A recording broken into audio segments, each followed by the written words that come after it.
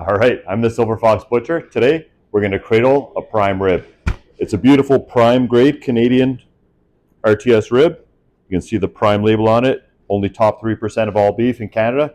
Rates for that. It's going to have beautiful marbling. Let's get her done. So when I talk about cradling, I mean taking the bones off and then retying them on. Now this rib is aged about 45 days. So it's beautiful and tender. You can see it's got some great marbling in there.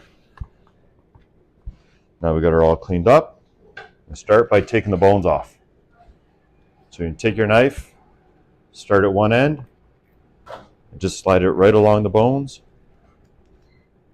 You don't want to waste any meat here, so try to keep as close to the bone as you can.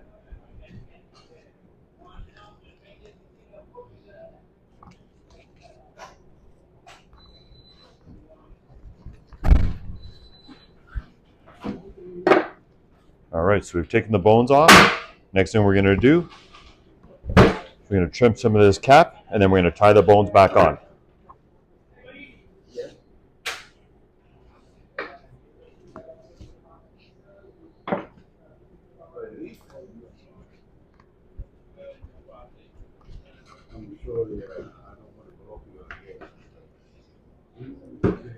All right, now that we've taken that off,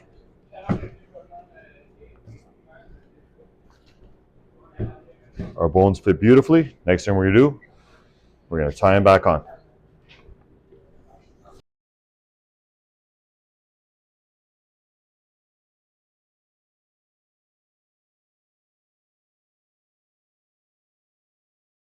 When you cradle it, to make it look nice, what you're trying to do is just one string per bone. You don't need to put too many.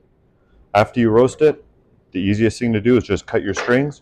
Your bones fall right off, and it's simple to carve.